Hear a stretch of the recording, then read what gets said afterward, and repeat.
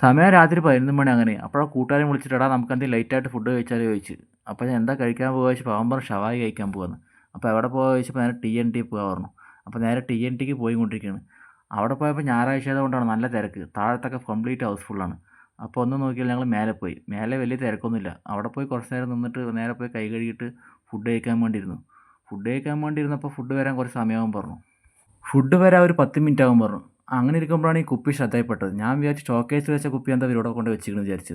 അപ്പോഴാണ് അവർ പറഞ്ഞത് കുടിക്കാനുള്ള വെള്ളമാണ്, പുതിന വെള്ളമാണെന്ന്. അപ്പോൾ എന്ത് നോക്കി ഒന്നും നോക്കിയില്ല, അത് ഒരു ഗ്ലാസ് എടുത്ത് കുടിച്ചു. നോക്കുമ്പോൾ പുതിൻ്റെ ടേസ്റ്റ് ഒന്നും കിട്ടിയില്ല. പുതിൻ്റെ ടേസ്റ്റ് കിട്ടാൻ പറഞ്ഞാൽ തിളപ്പിച്ചാലേ കിട്ടുള്ളൂ. സാധാ നോർമൽ വെള്ളം കുടിക്കുന്ന പോലെ തന്നെ ഉണ്ടായിരുന്നു. അങ്ങനെ ഓർഡർ ചെയ്ത ഫുഡൊക്കെ വന്നു. ഷവായും കുബൂസും അതുപോലെ അറബിക് റൈസാണ് ഓർഡർ ചെയ്തിട്ടുണ്ടായിരുന്നത്. ഞാൻ ഇന്ന് രാവിലെ മുതൽ തന്നെ നോൺ വെജാണ് കഴിച്ചുകൊണ്ടിരിക്കുന്നത്. അതായത് രാവിലെ വന്നിട്ട് ഇറച്ചിയും പത്തിരിയായിരുന്നു. ഉച്ചയ്ക്ക് നല്ല മീൻ വിഭവങ്ങൾ.